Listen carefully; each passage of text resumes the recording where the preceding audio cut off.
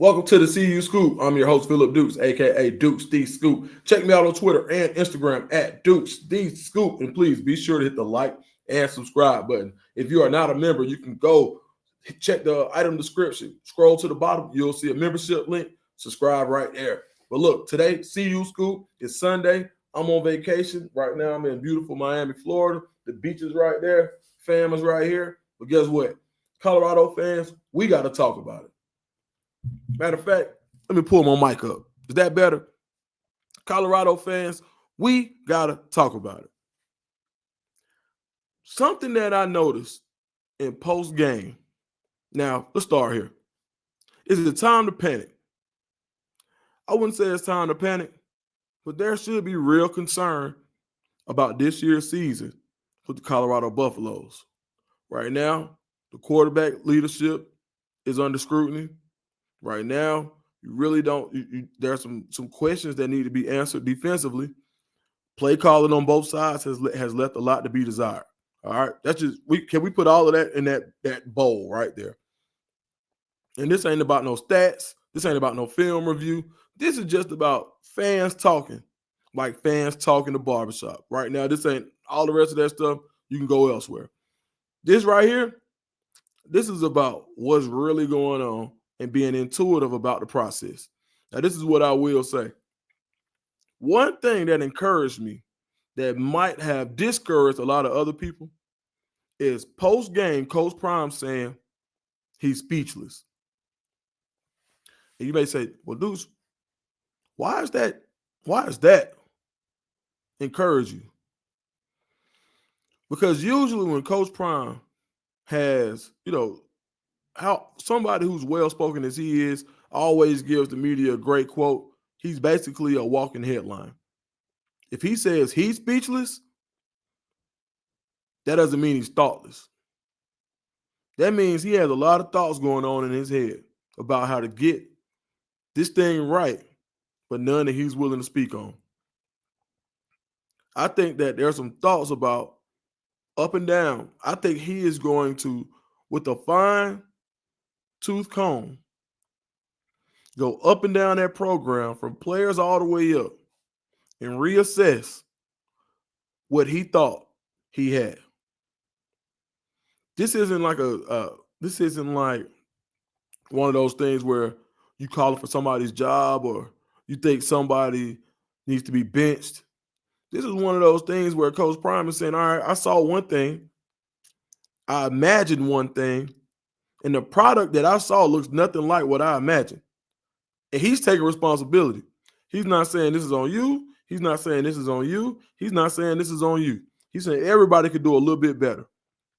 But he's taking responsibility as the captain of the ship, as the CEO.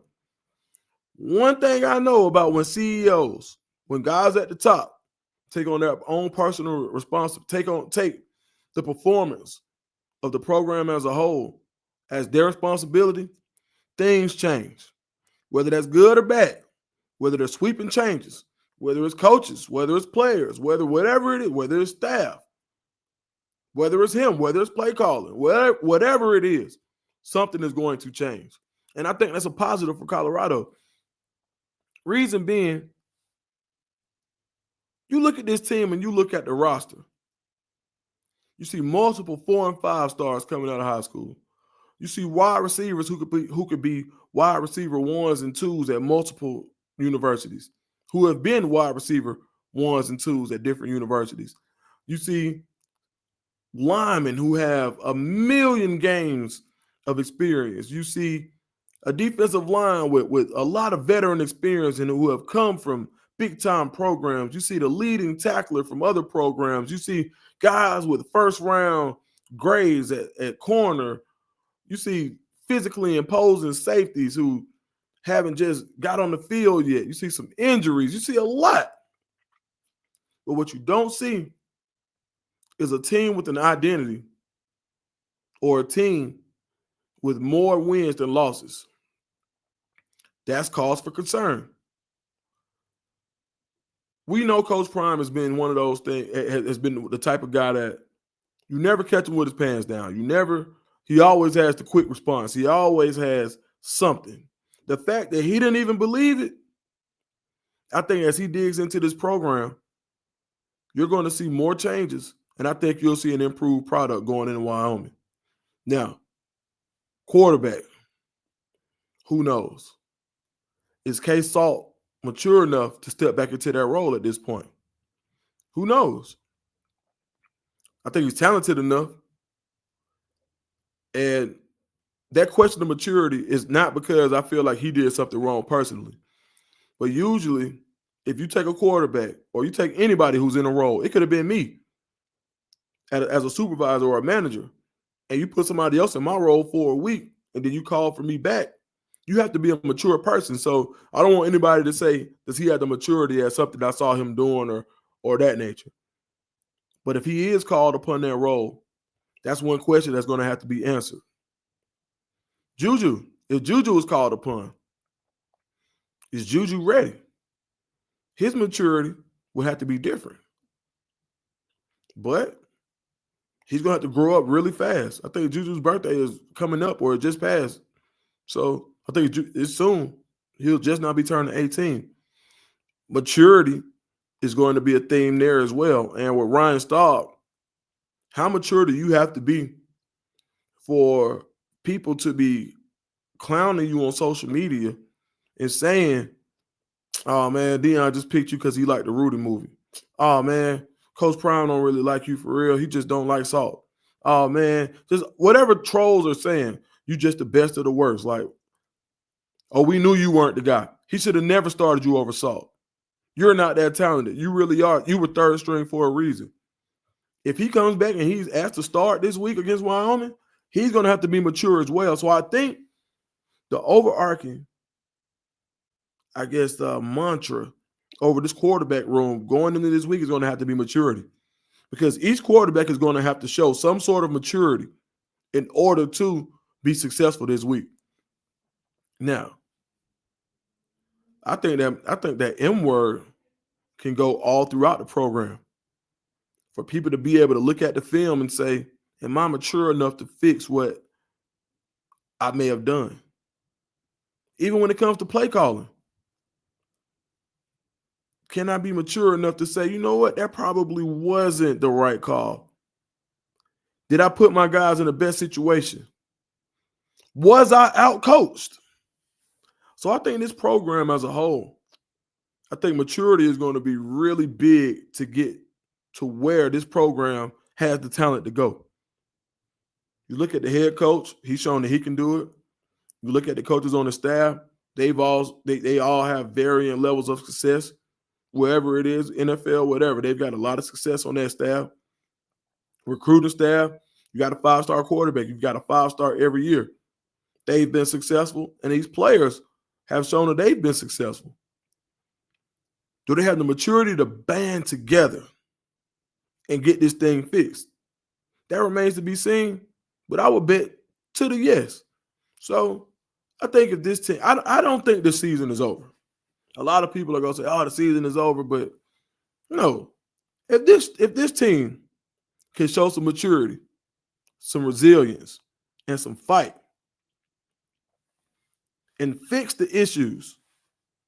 Right now, the word out on Colorado is they can't stop the run. Coach Livingston got to figure out how to get these guys to stop the run. Whatever the answer is, you got to figure it out, how to stop the run with the run-dominant quarterback. With the mobile quarterback, that answer has to happen. Coach Sherman has to figure out, how do we run the ball and use the run to pass the ball to all of these weapons we have on the perimeter? It's simple. Those are the answers. And you got to start up top. And Coach Prime has to figure out, how do I get my guys to get their guys to be guys? And I think with Coach Prime saying, I'm speechless, I think this is probably going to be one of those weeks of practice where the guys are going to learn a lot about themselves. You got to do some soul searching. The soul searching will occur. And I think you'll see the Colorado team that you thought that you were getting in the first 3 games. I think you'll see that going into Wyoming and into the Big 12 season. Now, that was a belt they got. against Houston, straight belt. But Georgia Tech, look what they just did. And how long have I been saying, if you follow me, you know I've been saying that Georgia Tech win is going to look a lot better when they beat Clemson. I continuously have been saying that. Georgia Tech. And guess what? Houston, the way they play, that's not going to be a bad loss either. You only lost one game in the Big 12, and your out-of-conference loss is to a number 19 ranked Georgia Tech team who has an opportunity to be a top 2 team in the ACC. I would say Miami won. Georgia Tech has the head-to-head against Clemson. SMU already lost to Baylor. I mean, Colorado still has a lot. I mean, yeah, you got 2 losses, but it could be a lot worse. They could have lost to Delaware. So, and I'm not saying that you should be excited. I'm not saying that you should not be concerned. What I am saying is don't go overboard with the panic. Allow it to play out. And when it's time to panic, hey, we can have a panic session. But while there's still an opportunity for this team to turn it around, I would implore Colorado fans to try to try to be fair about it, right? But also, before I leave, you got to call a spade a spade. And I want everybody to understand that I'm saying this. For the goals that Colorado has set before the season, this is unacceptable. This is not a good performance. This is not where Colorado is way too talented to be performing at this level.